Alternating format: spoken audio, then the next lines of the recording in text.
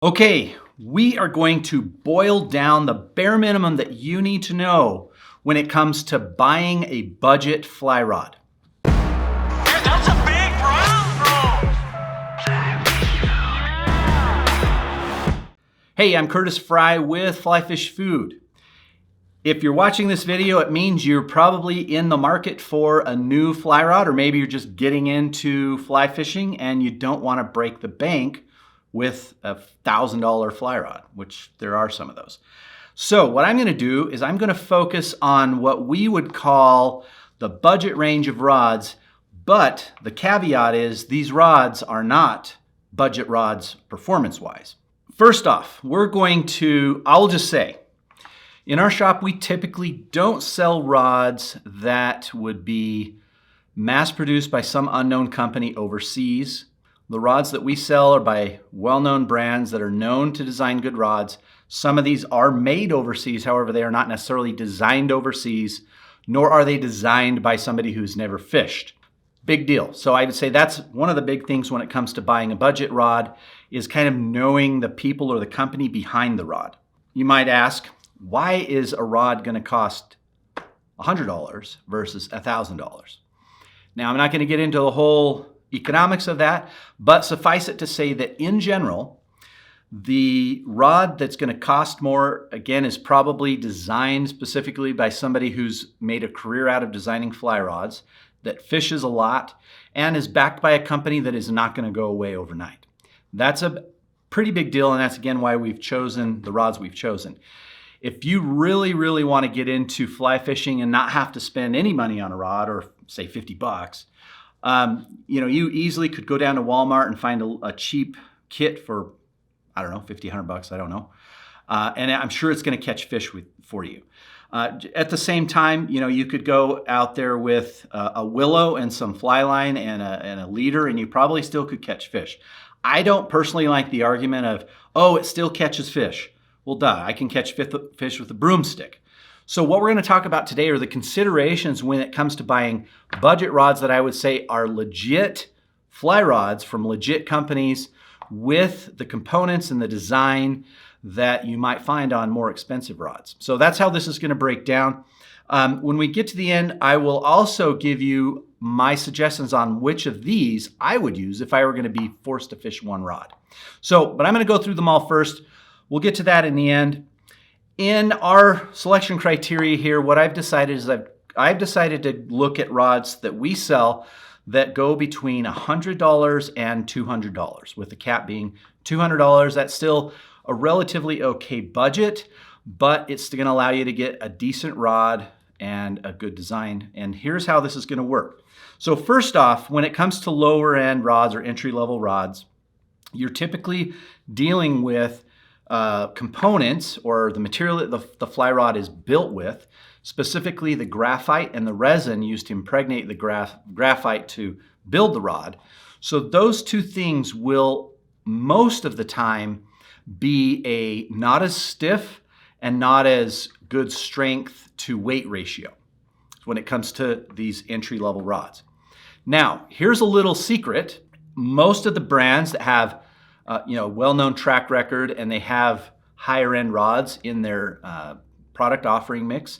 For instance, Orvis, they have the Clearwater here, which is an excellent rod. The Orvis Encounter is another one in that same range, but they also have higher end rods. Well, these lower end rods aren't designed just in a vacuum out of the blue. A lot of times the technology and some of the materials might roll down from the higher end model. So what you're really getting here, not always, but sometimes, is a really mid-range rod that has been kind of rolled down as its life cycle has kind of come to an end. So you're getting a really good rod. What was probably more money to begin with might have different components on and some other differences there, but it's going to be, by and large, a good product. That's why I say I recommend usually sticking to the mainstream fly rod brands as opposed to going to somebody that just popped out that's being made and designed and imported from Asia only. Okay, so let's start to talk about the rods first. So I'm going to just go from my left to right in no particular order. One of our most popular rods in this range is the Douglas Era rod. So Douglas is a somewhat newer company, but most of their rods are made in the US, certainly designed by people who know what they're doing. This one, for the price, is good. The components are really good. The graphite, again, is not low end graphite. This is going to be some quality graphite with some design going into it. On another side note here, when it comes to looking at, say, these entry-level rods to the more expensive rods, one of the things that you'll notice in general is that the design in the graphite that they use in the rods tends to have a dampening effect after the cast is made. One of the things that you're looking for is you want that fly rod to deliver its payload and then settle down quickly. You don't want it just sitting here oscillating till the cows come home. So what you need to take in consideration is a lot of the entry-level rods they're not designed or use the materials that will settle down as quickly as, say, a $1,000 rod. Not saying you need a $1,000 rod, but there are some adjustments that you may need to make when it comes to casting and working with the rod. So let that just be said, that I'm not saying that these are as good as a $1,000 rod, but there are some differences, and that's one of them. So when it comes to components, materials, overall design, and that functionality. At the end of the day, all these rods are going to cast a fly, cast a line, and catch a fish. Okay, so back to the topic at hand. The next rod that we're going to talk about is the Echo Lift. Okay, now this is Echo's, again, entry-level rod offering. One of the things with Echo is, as a brand, they are designed by people who really know how to design fly rods and know how to cast fly rods. And their goal as a company is really to offer an excellent value or excellent quality fly rod and reels. They also make reels at an affordable price. So you kind of cutting down to the nitty gritty. Most of the Echo rods that we've seen are very good quality, and you don't pay as much as you would for, say, a comparable rod with some other brand. So I always like Echo. We do sell a lot of Echo rods. The Lift is the beginning one, but this is what I would call I would call this a guide rod, and this is the Carbon XL from Echo. Still below $200. It's an excellent rod for that price point. I know a lot of guides that use these just for their clients, and they're awesome. So they're not going to break the bank. Echo does offer a tip replacement service, which is kind of not common in the industry. So if you did break a tip, where most people are breaking your tips on the rods, you can go on and purchase a new tip, and they'll send it to you, and it should work just the same as the other one. So Echo's a good company to work with. Again, we're talking, I didn't just go on Amazon and buy this for $45. But, you know, $100, $150, you're still in a lower price point, but with a company who has a warranty program, who's not going to go away tomorrow, and they know how to design and cast and use fly rods. Okay, so now we're going to switch over to our top selling rod at this price point, and that is the Orvis Clearwater. Orvis has done an excellent job with having a wide variety of rods across all price points. So they have the Clearwater and the Encounter, which are, again, in that kind of sub $200 range. And those rods are excellent. They include great components. Orvis has a great rod designer and rod design and testing group. So you can't go wrong. As a company, they spend a lot of time and money with QA, customer service, so you can get warranty claims if you do break a rod. And they're excellent quality rods. Definitely top of my list. If I were going to outfit somebody and they're a first timer and really wanted to bite the bullet, I would go with something like the Orvis.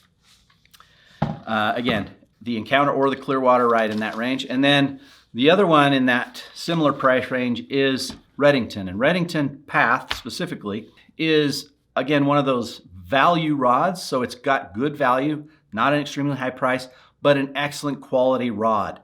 So Redington has higher end rods as well, but as a brand overall, Redington is quality for not a crazy high price.